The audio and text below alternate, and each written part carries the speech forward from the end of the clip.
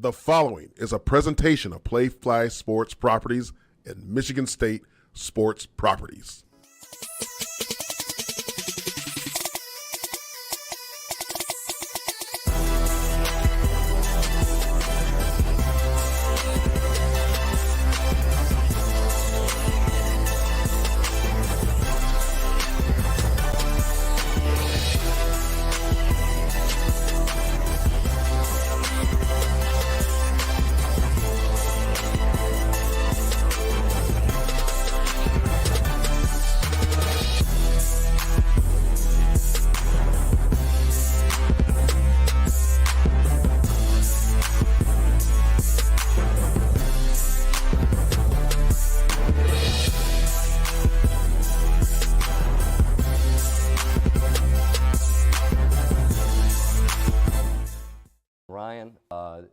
This is as heavy as it gets. Yeah. This was a night we look forward to.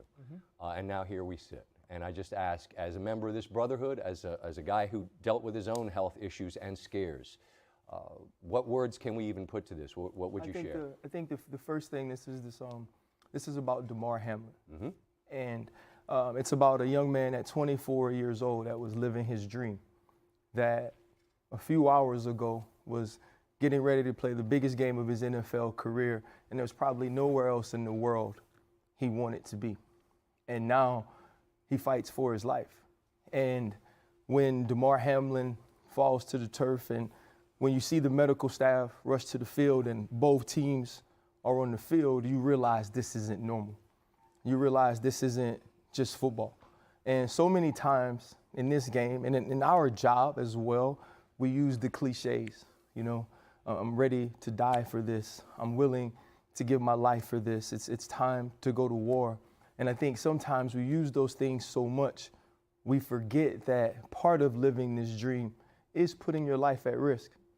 And tonight, you know, we got to see a side of football that is extremely ugly, a side of football that no one ever wants to see or never wants to admit exists. When you see both teams on the field crying in that way, your first thought is Damar Hamlin. Yep. The second thought is his family. And this isn't about a football player, right? This is about a human. This is about a brother. This is about a son. This is about a friend. This is about someone who is loved by so many that you have to watch go through this. I dealt with this before, and I watched my teammates for days come to my hospital bed and just cry. I had them call me and tell me that they didn't think I was going to make it, and now this team has to deal with that, and they have no answers. And so the next time I think that we get upset at our favorite fantasy player, or we're upset that the guy on our team doesn't make the play, and we're saying he's worthless, and we're saying you get to make all this money, we should remember that these men are putting their lives on the line to live their dream. And tonight, Damar Hamlin's dream became a nightmare for not only himself, but his family and his entire team.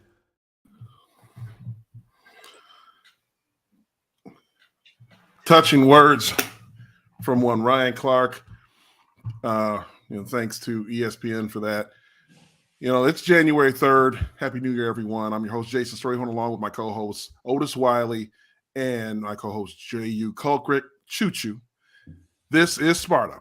And we'd be remiss if we did not talk about the events that occurred last night and into today with Damar Hamlin, the safety from the Buffalo Bills in the NFL last night, went into cardiac arrest during a football game from a hit, it looked like a very casual play, but it turned out to be something very life-threatening for him, and he remains in critical condition in the hospital. And guys, I wanted to talk to you guys about this. I think it's something that it's important that we cover as former football players, and we cover this sport that all three of us love this game.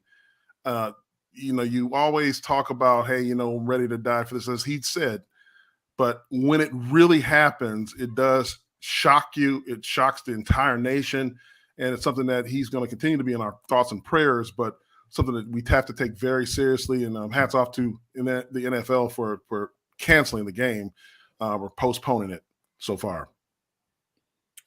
Yeah. very, very scary situation that happened yesterday.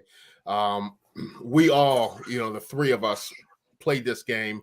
We sacrificed our body. We've played through injuries. We've played through, pain. We've put it on the line for each other. And, those cliches that Ryan Clark mentioned, like I'm, going to war for this. I've been through a war personally from coming from Africa and here. I get it. It's a cliche. And I know football is not, an actual war, but those are things that you say.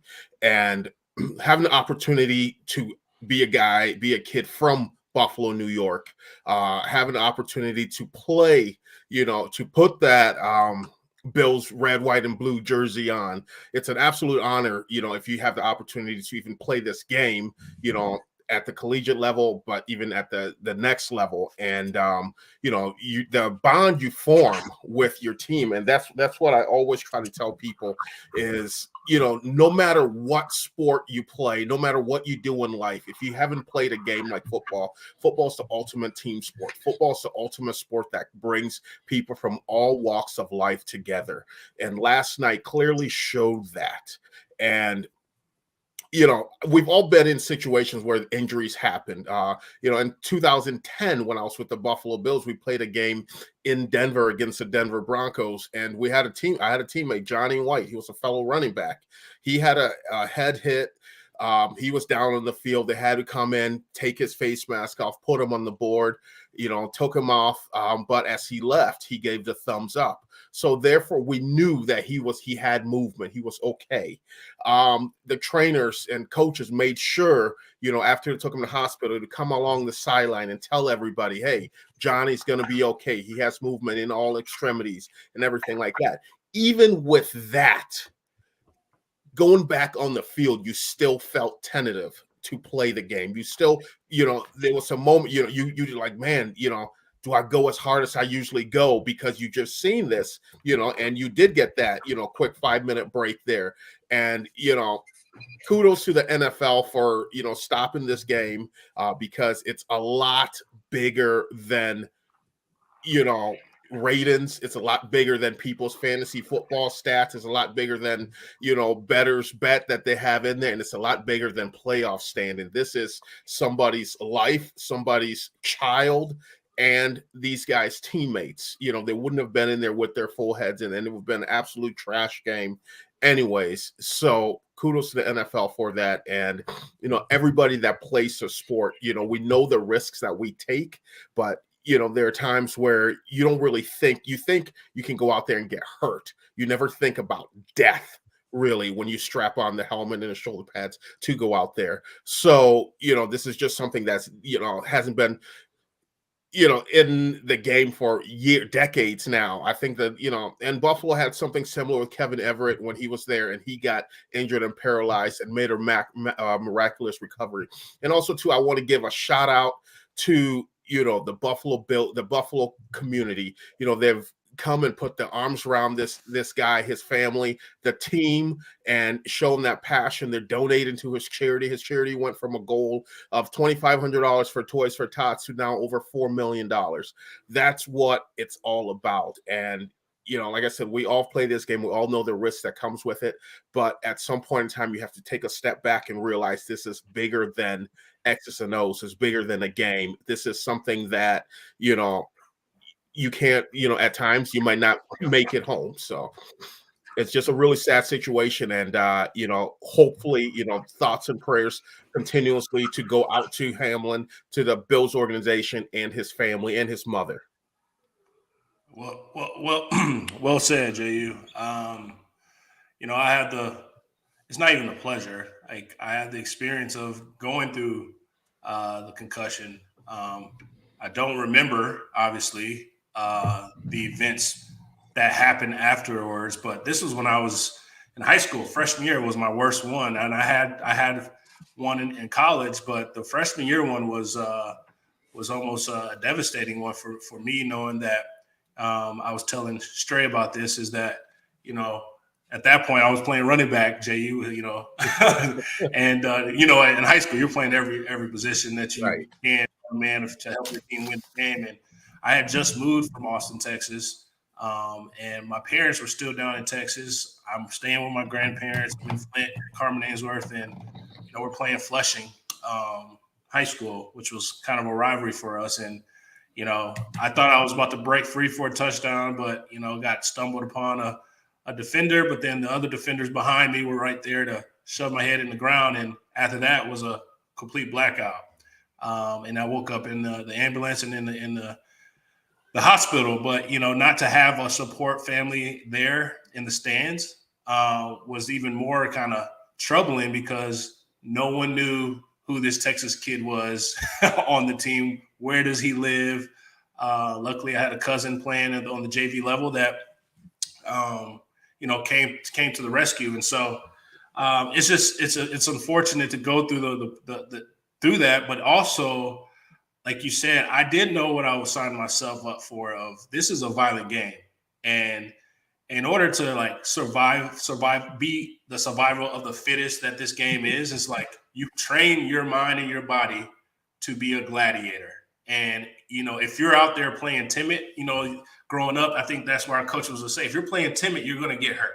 Like, you can't play timid, and you are trained that way to go out there and just be a gladiator and put the team on your back and make hardcore plays in the back end. And as you remember, we had the experience with Nehemiah Warwick and knocking out Wisconsin receiver. And, we thrived off of those those knockout hits in the back end secondary. That's what we grew up knowing.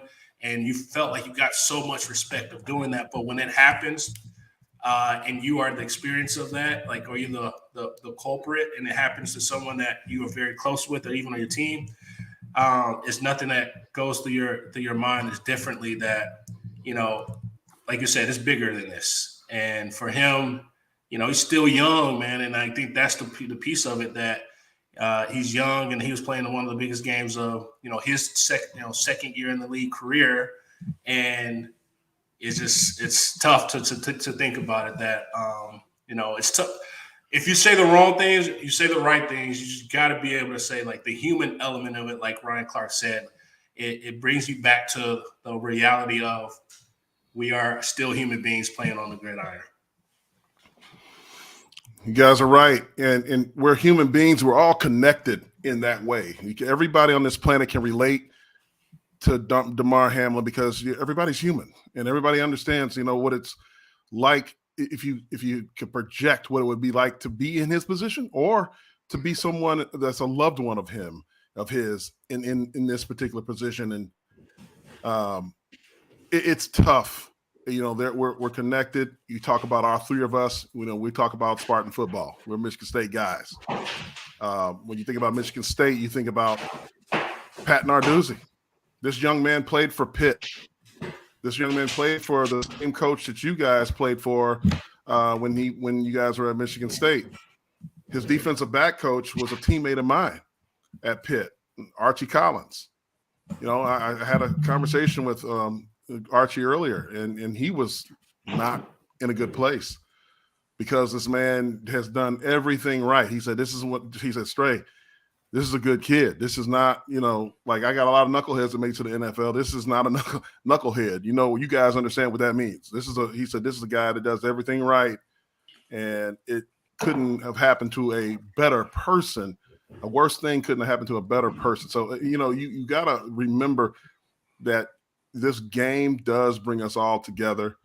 And I think that, it will teach us something, and we got to continue to pour out support for his family and his loved ones. As Jehuu said, he's connected with the Buffalo Bills alumni, because that's what he is. So if there's anything you can do to help that family and that organization, please do that. I'm sure that we'll have some information for you guys to continue to do that. But definitely our hearts and our prayers go out to the Hamlin family as they go through this difficult time right now. And we wish him a speedy recovery back to health. That's all that we care about. And so for the rest of us here, as we continue to move on, we'd like to thank you guys for watching the show. If you're watching it live right now, don't forget to click the like button and also subscribe to This is Sparta. And make sure you do follow us on all of our social medias. And this is how. Thanks for tuning in to This is Sparta MSU. Interested in hearing more from us? Be sure to follow us on Facebook, Twitter, Instagram, and even TikTok. Click on the link in the bio to head to our link tree for more information. Help us grow our following by hitting the like and subscribe buttons. Tell your friends and family to Tell your friends and family. tell your friends and family. We cut that one short. You know, we had a lot of stuff to talk about today. You know, we were planning on covering a little bit more, but we could not ignore the Hamlin situation. We got a college football playoff recap, trouble with the snap again. CJ Stroud, TCU. But first, this message from our friends over at IHOP.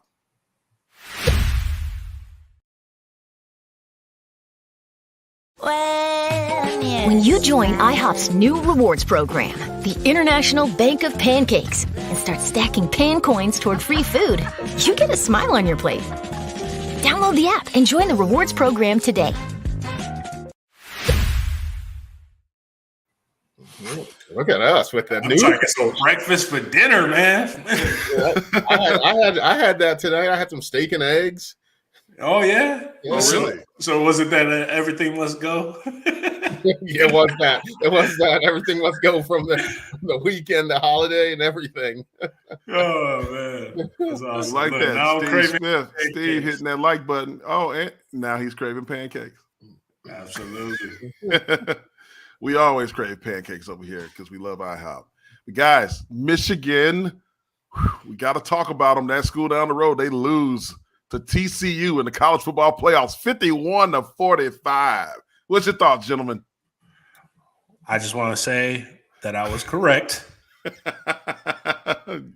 did pick them. You picked the boys. I told you, man. Listen, I said they will either put up points like crazy, and the defense can't make stops, which you saw. It was kind of back and forth, but then they made two main picks, interceptions on our boy McCarthy, and I just felt like, and this is not the haterade coming out of me, but you probably sure it's deeply rooted coming out a little bit, seeping through. I was like, I kept hearing Coach D, pride coming for the fall. Like, I felt like they legitimately have erased their entire decade of losing. And they finally get back-to-back Big Ten championship, knowing that this is their first time cracking in the CFP. But you look at the record of Harbaugh in these bowl games, and they're defeated. They have not won one. Like, and it's to that point where you're like, all right, they had everything going their way, but it's the mistakes. It's L. Like Six of them in a row. And like you gotta think about like what's happening.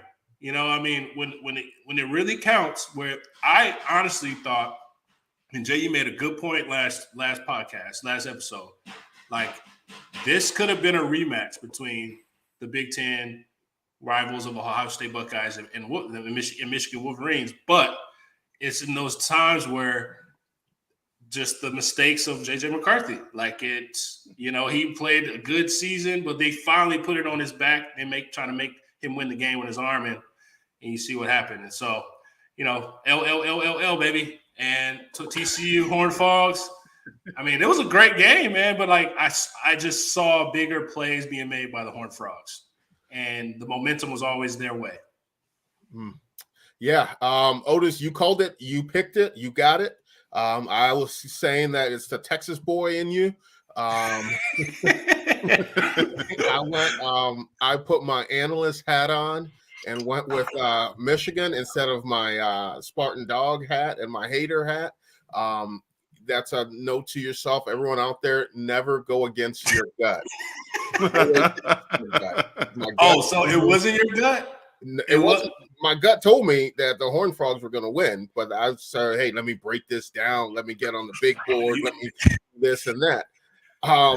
Where it went wrong, everything that Michigan did up until the game was perfect. Everything J.J. McCarthy did and said up until the game was really good, really professional, really hungry. He had that humble and hungry mindset until the week before the game. Yeah. That's so true. Talk about it. Talk about it. When he got there, the press conference, the big lights, national media, you start feeling yourself a little bit. You start drinking that Kool-Aid a little bit. And What he flavor? said, What flavor is the Kool-Aid? red.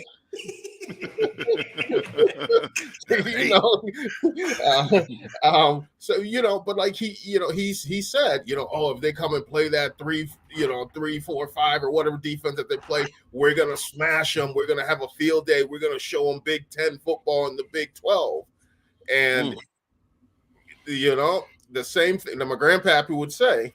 The same thing that make you laugh will make you cry, and that's what happened. Michigan went into the game. They right off the bat, I thought, oh boy, Donovan Edwards, 53-yard, as a running back, that's the best feeling in the world. First play of the game, you busted big. The crowd's going crazy. Your team's going crazy. And they get to the 3-yard line, and they want to be cute. They want to do trick 'em, dick 'em offense and want to do Philly special. And what did that do? Instead of, if they ran the ball and got stopped, now TCU has the ball on the 3-yard line. It has to go 97 yards. They do all that, lose yards, and tackle at the 10. They give TCU breathing room, and they go down and play and capitalize off that. And the next thing is a pick 6. All right. So now at the end of the day, I chalk this all up to the fact that TCU played the game angry because they heard what McCarthy said. They played the game angry. They could score at will. Whenever their backs were against the wall, boom, we need a big play offensively. We're going to go get it. Michigan could not do that. In the second half, they mustered some good drives. They put together good drives and everything like that. But the defense could not hang with that Big 12 track meet that happened, that TCU put up there. And also, too, Jim Harbaugh has to get a lot of the blame on this. All right? The last time in the postseason that Michigan's won a bowl game is 2015. All right, what's the last time Michigan won a bowl game? They're 1-6. All right, 1-6. And thankfully for them, COVID hit that year, that in 2020, that there was no bowl games because they will be 1-7. Jim Harbaugh did not prepare his team for that game. Jim Harbaugh is a bad game prep manager when they have a long period of time. The shorter the period of time, the better. You see this. If there's a bye week in between, they're not as crisp, they're not as sharp. All right, so that's what happened. And Michigan, they are eating their words right now, and I love it. I absolutely love it. I love, all day, New Year's Eve, I'm walking around the store, going to go get my king crab legs and my fillets, for a nice dinner. People are wearing their maize and blue, hee-hee-ha-ha. And I'm just there like, yeah, you wait. There's a hee-hee-ha-ha, through the store. Extra bounce in their steps, too, So, big shout out to TCU for getting it done. I love when you say hee-hee-ha-ha. The hee-hee-ha-ha. I mean, guys, they got inside the 5-yard line 2 times, came up with 0. You got 2 pick sixes thrown by your boy J.J. McCarthy. And then, he has the nerve to talk about he didn't know what conference. They're in the digital era. People, let's give you some insight what goes on when coaches are preparing their team to get on the bus to go to the stadium. So this isn't like it used to be where they used to give a bulletin board material so kids would read the newspaper clippings on the wall like back in my time and all that. Now they put together straight up videos, highlight reels of sound bites. So they put the entire team in the meeting room, right? They're all taped up. The buses are rolling. The Gatorade's outside for their trip from this meeting room to the bus. Meeting room, Gatorade, bags, bus, go to the stadium. And in that meeting room, they inundate that team with about 4 minutes of negative speak that comes out of your mouth, Michigan. So when you talk to them or you say these things to the national media, they capture all of it. They may not react right away, but they're capturing it all. And they played that for all those teammates, the TCU team and the coaches. They didn't even know what conference TCU played in. They didn't know that's the ultimate smack in the face for them. So the coaches were pissed, players are pissed, and you could tell the way they played that game, they weren't scared, they weren't flinching, and they couldn't wait to get back out there and inflict more pain on Michigan for the way that they kind of flippantly thought that they were going to get past them and go on to the next game, with the championship game. Thus, Sonny Dykes is now in the championship game with the Horned Frogs. It was an amazing performance, in my opinion, for them. You know, the 3-3-5 defense is the defense that they run. It's very difficult to run on. It's harder than people think it is to run on that defense. And I don't understand. J.J. McCarthy, his strength has been his legs, and he was afraid to use them when it all came down to it in a game that mattered the most. It's like him and C.J. Stroud, which you're going to talk about him in a minute, changed places a little bit. And he tried to think that he could beat him with his arm, and he could not do it. J.J. McCarthy is the only college football playoff quarterback not invited to New York, guys. And there's a reason why. Because he isn't that guy. Averaging 13 points, giving up, I think it was like 13.6 points this year in defense.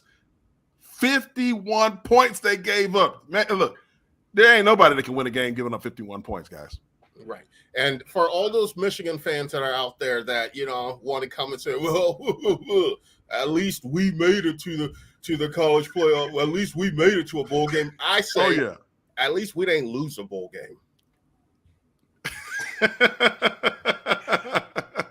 Listen, there was that one play where they had the entire Michigan offensive lineman out here looking like they coming from everywhere. Like I remember seeing, is it Famatimi?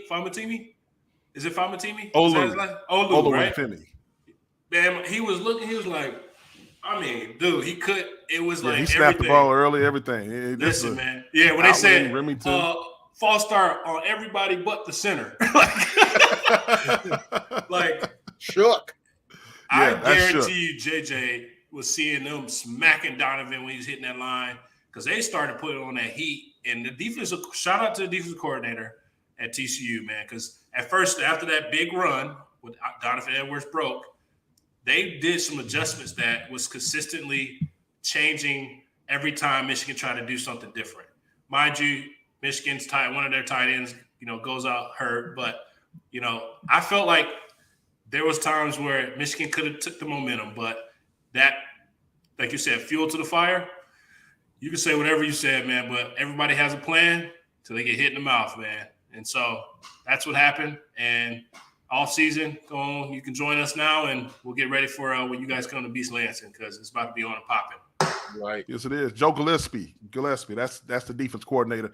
And you know who that offensive coordinator was for TCU?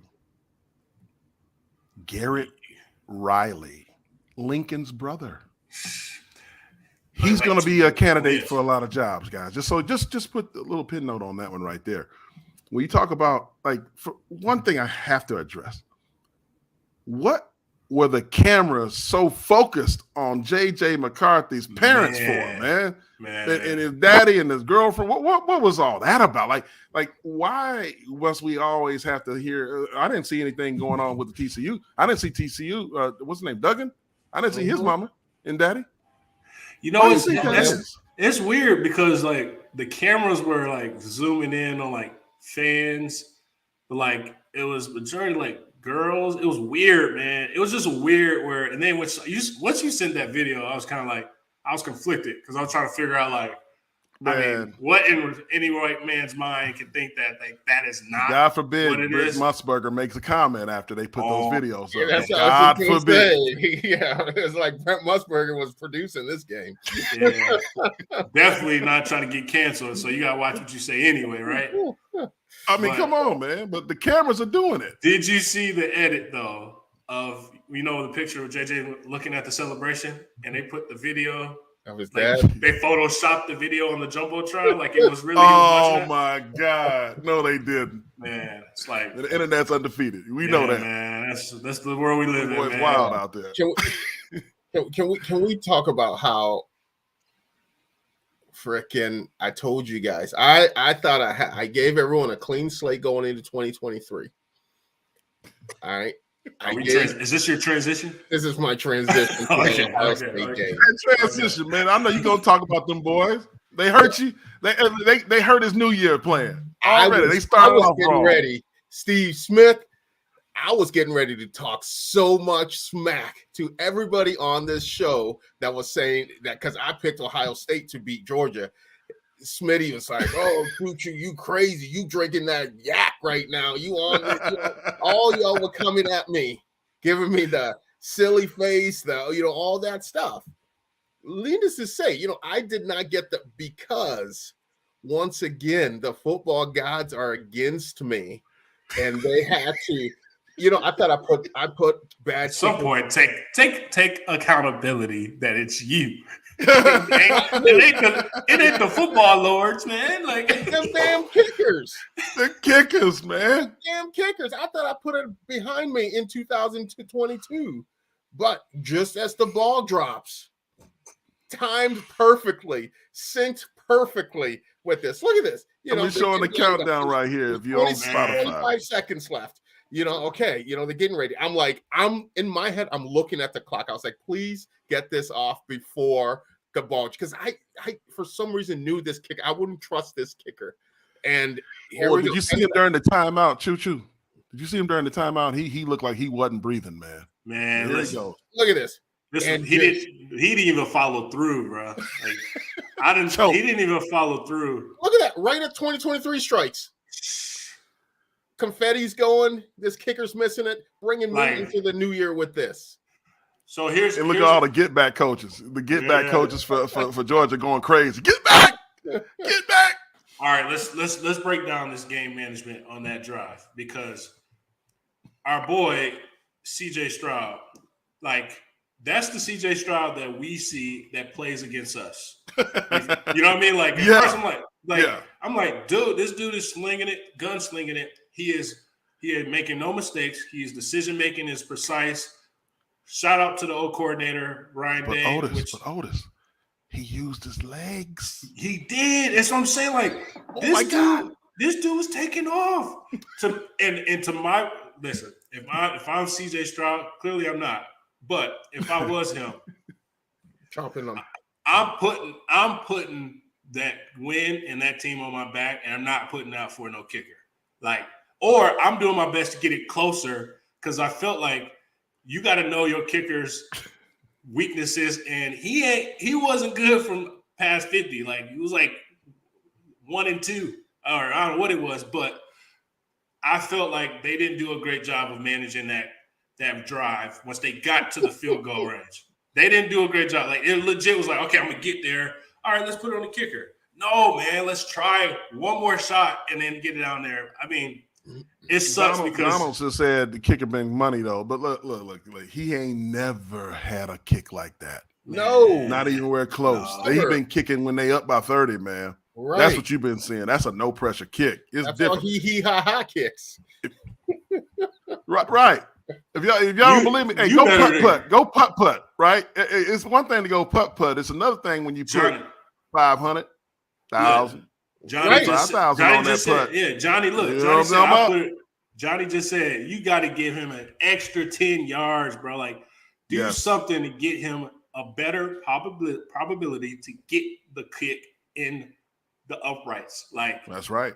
It sucked. I wish CJ Stroud, when they was zoomed in on him, like, he was like, what the, like, he was shocked. Like, bro, I just did all that, man. Like, he laid it out all on the field. Kudos to him because he was on another level. Like, when you want to put something on tape for the next level, he just did that. Like, he secured himself to be in the first round, and just depending on how he works out, top 10 easy. 10.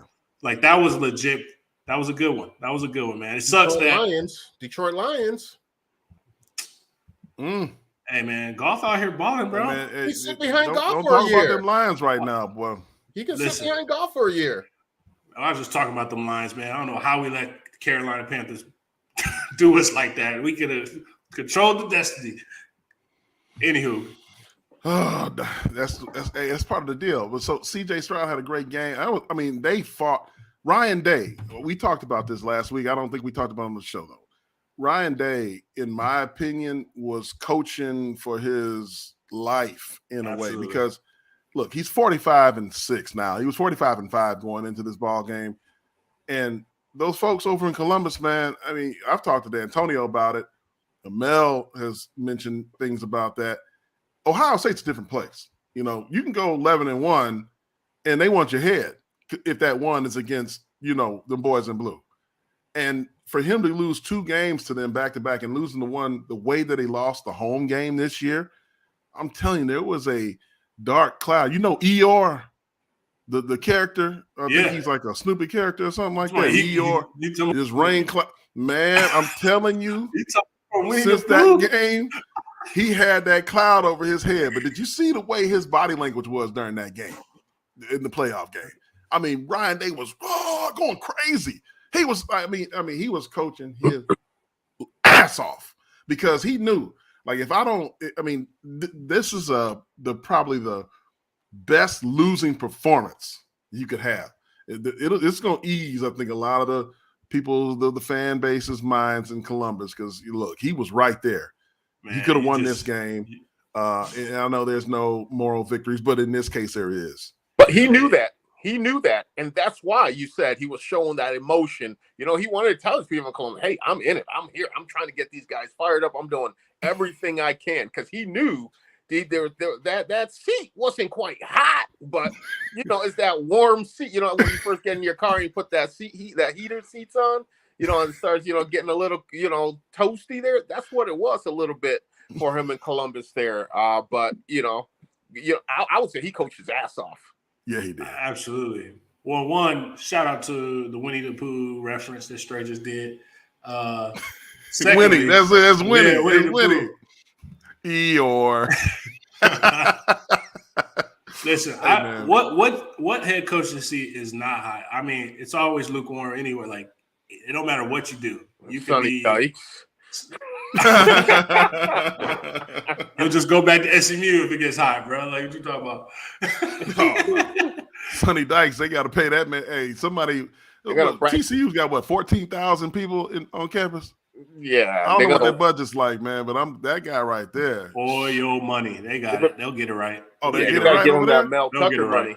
They gonna give him that. They gonna give him 10, 12. They're gonna get him right, especially if you take Georgia down and win. He gonna get it right. Oh my goodness! So TCU becomes a powerhouse overnight. Well, no. I mean, they was already they were dominating that down there in that conference. TCU was dominating. They were 5-7 last year. That's last year. We're talking decade. We're talking a decade. Like they haven't been good since Daniel Tomlinson. Yeah, they've won. Like, trust me, when I was at SMU, they were balling, bro. Like, no, they haven't been good since Daniel Tomlinson and Andy Dalton. Calm down. You ain't been watching. Relax. You ain't been relax. You gotta say LaDainian right now. Relax, Texas boy. He been there with Boston College and up there when he's in New York and stuff. Like, St. John's ain't got a football team, bro. Like, oh my goodness. Let's look at the talent. Let's look at the roster talent, though, guys. Let's look at the roster talent for this. Look at this. The college football playoff roster talent. Look at where TCU is. 1 5-star. I don't know who that is. Absolutely. Who the hell's the 5-star at TCU? And then it's the receiver. 60 3-stars. Bro, that's what I'm saying. You win with grit. You win with grit, and you win with people that wasn't what they were, all clout coming in. That's what I'm saying. Sonny Dykes has put a heck of a program together. Look at Coach D'Antonio when we hit the college football playoff. We won the Rose Bowl. But that was the yesteryear. Come on now. Man, we're talking about now years. And listen, I guarantee there's some 5-stars got 4 flats on their cards right now, bro. Right. Like, it's all clout. Now, until you get here, you gotta prove that your self-worth. But there's some. But like, you gotta be able to develop them too. And I feel like that's what you gotta. Let me tell you something.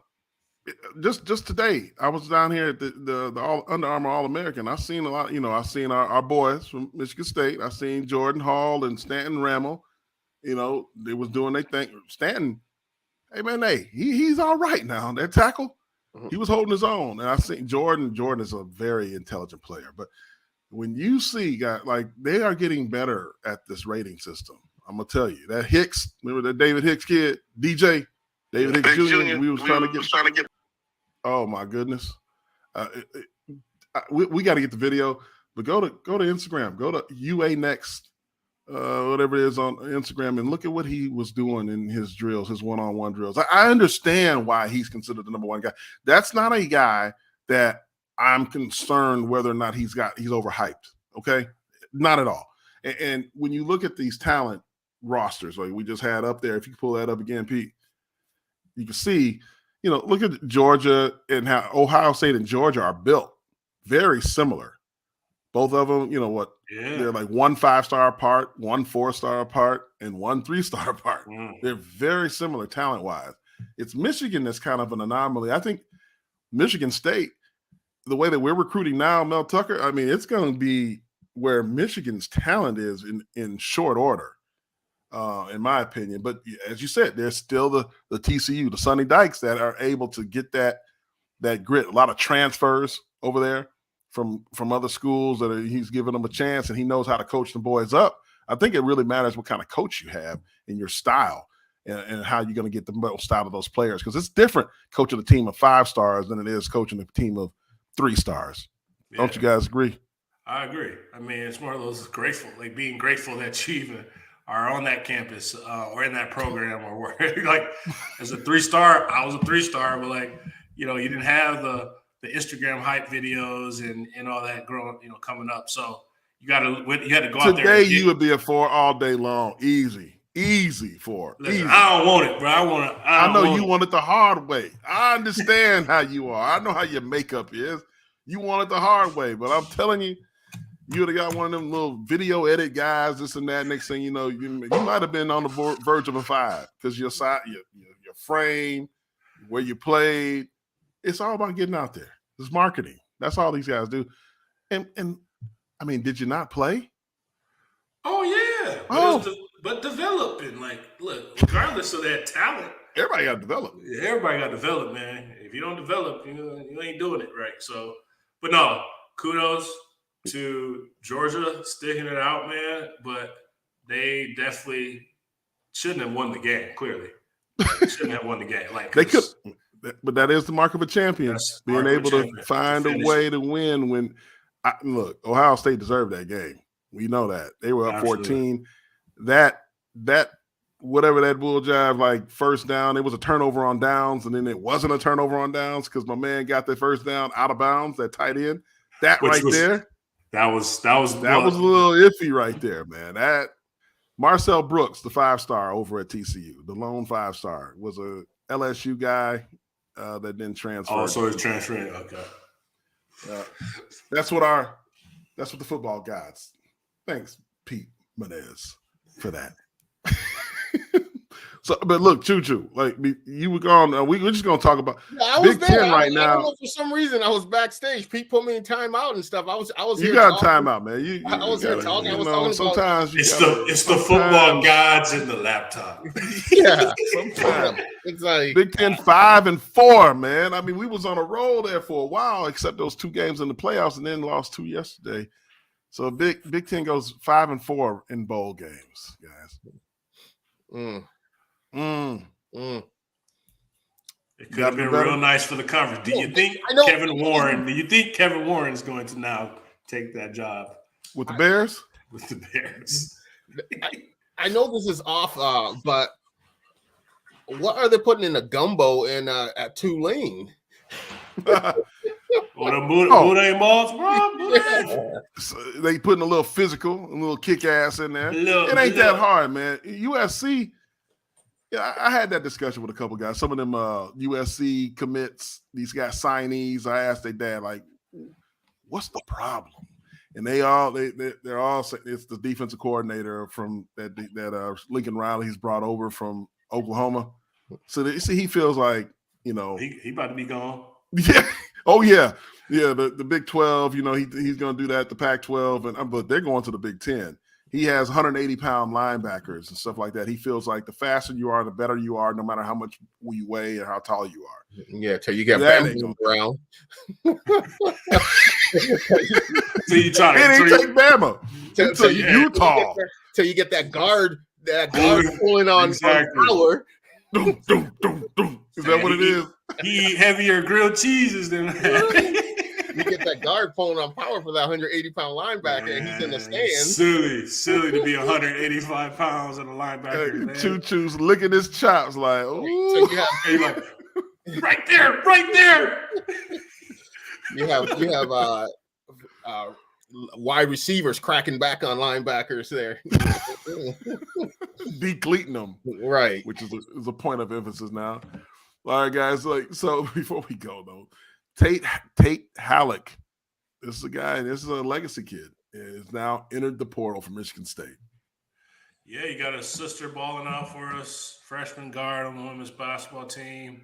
I read that interesting article saying, like, the guys that are hitting that transfer portal are the guys that are a little bit further down the depth chart. So, one, you got to do what's best for you. He did graduate, so you have an opportunity to go out and try to see if you can make a difference in another program with your last year eligibility. So, one, I always say kudos to you, young man, but more so like you got to do what's best for you, and that's what he's doing. So, luckily, it has been main like key game-changing performers for us that have hit it. We have those 2 D tackles that were kind of like, maybe saying Coach D'Antonio's guys, but with the class that we got coming in, the writing's on the wall, man. Like, we got some studs coming in. So if you weren't getting it then this season, it ain't gonna happen like overnight. Getting it now. So yeah. How about the hoop team whooping up on those Cornhuskers right now, 70-51. Woo! With a little 2.5 left in the second. People were scared of it. We like to see that. Tom was scared about this one, man. Yeah, Nebraska held the other team to under 50.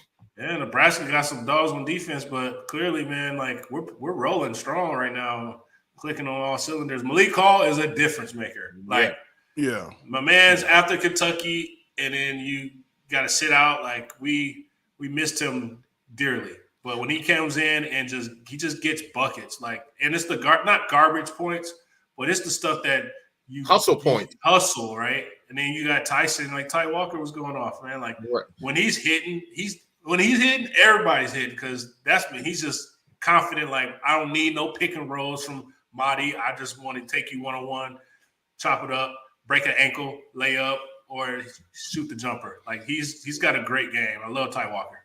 Yeah, Nebraska just got word that, he's going off now. Nebraska got a player out there looking like Bryce Behringer out there with those goggles and everything. But do they? Hey man, look, you can't knock them Horace Grants, man. I had to wear that my senior year of high school basketball, man, because scared to wear contacts, man. You can see everything, my man. You can see it all. You know who won't be making a difference on the hardwood this year is our man. King Kong. Keon Kong. It's There's crazy a statement how from Tom Izzo right here. Yeah, we talked about this last episode. One, because he had just started. Yeah, he just starting it, but like, think about the future. And yes, he's a great basketball player, but we know that Tom's like, you're gonna make your money in the league. Like, there's no doubt about it. So, do you want to risk it? Because like that would be a devastating story if he risked getting injured and playing. And Keon's good, man. Like, I was looking at how he was cheering on the players during the game. He was on the bench last game. And like, dude's a team player, man. Like, he's the team guy, like, which is great. And like, I think to his point, yeah, Tom has had first rounders time and time again, and he's had these conversations with his own guys. And you got to have that true fact conversation with him, but also with Mel saying, look, we know you can do it, but we know you can take it to another level on the football field, and we need you to get in that offseason, get healthy.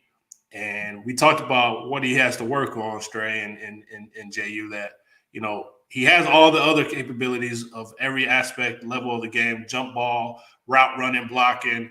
Now let's talk about some home runs, taking it, drags, post to the crib. Like, that's really all it is. And then, I mean, shout out to Tom of seeing it and not saying, hey, I'm going to not waste your time, but I don't want you just sitting here collecting dust on the bench when you can be out there really getting ready for spring ball, but also next season. Because next season is another stud year. He gone. Well, the big thing is I think if Keon Coleman did not have the season he had this year in football, he would be playing basketball. Keon Coleman had a breakout season this year, and it's like, oh, okay. I came to Michigan State as a two-sport. I was recruited for football and basketball, but now I see where my eggs are laying here. And I think too, if he did play football, he would lose that growth and those gains that he can get in football from the training staff, from the weight room, those quick twitch muscles that he can be building, those the morale he's building with his team. He wouldn't be there for off-season workouts, and that's when really true character shows. Those winter workouts that you do, I don't care what time they do it, in the morning, at night, whatever, but those true characters show, and the leadership aspect, he would miss out of that with his team. And I think the right decision was made for him to focus on playing football, because like I said, the kid has a terrific physique. He has great ball skills. He can jump out the gym for those 50-50 balls. And I think building that morale and that chemistry with whoever the quarterback's going to be, being a leader in that locker room in the off season and getting ready for spring ball, that's the best decision that was made. Yeah, hey, well said. I think Keon, he's always going to be a basketball alumni because he's been on the court and we saw him make the play. He actually scored in the game. He's been on the team, so they can never take that away from him. The way I see it, they paying people, the receivers, like they paying them quarterback money now in the NFL, which is only going up. I think they're 25, 30 in that range right now. By the time he gets there, they're going to be 40 plus, okay, per year when it's time for his second deal. Now, I say when it's time to hang up them cleats, they're going to do one of those Spartan reunions at his crib, and he's going to have his own basketball court in the crib, man. That's the plan. Izzo going to come back to Keon's crib where he got his basketball court, and they're gonna bring old school Day and all, and Draymond Green, all those guys and the current players, and they're gonna play in Keon's crib basketball when he hangs the cleats up in the NFL in about 12 years from right now. That's what I'm saying he should do. Jeez, you're a soothsayer. Hey, man. That's what he gonna do. Soothsayer. Because he's about to make that money, man. Hey, that's all I know. Listen, just fine-tune those nuances of the position, man. Business decision, man. Oh, yes. Absolutely. Like one thing was also like, well, if you run track, that's what they were telling us back then. Like football players all think they can hoop, and basketball players think they all can play football. And so very few, far select few can go both and do both. Did you know, Otis, that you what? At Michigan State, I was gonna be on the track team, and before you hee ha ha, but I was gonna throw the shot put, because in high school I won states, throwing 58, and I went in there. Can you put us? Here we go. I want to see their faces. Here we go. So I went in to talk to the track coach, and so I'm in Jenison. Oh, Bibbs? Huh? Bibbs? Whoever it was at the time. Yeah, this is back when I was there. So I go to Jenison. I'm sitting there talking to the track coach, and he's like, "Yeah, so this is our schedule." And I look at this schedule now. I'm like, "Wait a second, this is March 10th through 17th. You guys have meets it?" I was like, "Yeah, that's spring break. I got my trip to Cancun booked." Cancun. I was like, "Nah, I'm good. I'll just stick to football." Listen, hey, look, I'm an all-state track or hurdler, and I was gonna do it. my goodness. I was gonna do it too, choo-choo, but look, I had that broke hands. I was all jacked up into that point where it's like, look, I got to focus on getting my body right because, one, I'm not about to go run track and we got a new head coach coming in. We don't know who the coach was. I'm like, nah, I'm good. I had the same issue. You know, Perlis, I played for Perlis for 1 year, you know, little known story. And he told me I could do both because I did win state a couple of years, a national championship in shot put, and I threw a little bit further than 58, by the way, choo-choo. But they said I could do it. What'd you throw? Huh? What'd you throw? Well over. I'm 60 plus, baby. You know, I ain't gonna hey, listen, man. Come on now. I'm like, you know, 61, 60, 61, IHSA record book, 62, 63. I mean, come on. No, I was a glider. I was a glider too. I was a glider too. Oh yeah. Just punch a hole in the sky. Just like that, just like that. But then when Nick Saban came in, he said, "You think you're gonna throw shot put?" He said, "So you want a scholarship with track?" Then I said, "Okay, no, my track career was officially over." The only thing you shot putting is that ball back to the quarterback. That's it, man. And so we all have a cross we must bear. You know, it is what it is. But Keon's just in a more public eye. Right. Hoop like on a high level and catching that rock on a super duper high level. So, hey man, you know, I'm sure he'll be fine playing football. But guys, hey, look, that was a great show. It's 56 minutes. We're moving, man. And look, thank you for everybody who has tuned into the show. We'll see you guys in just a couple days. Not long, a couple days, you know. So, you know, you guys have a good night. God bless. This is for Otis Wiley, Jehuu Caulcrick. I'm Jason Strayhorn. This is Sparta. Have a good night. God bless. And go green. Go right.